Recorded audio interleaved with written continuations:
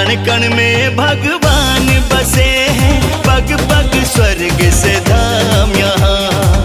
Ganga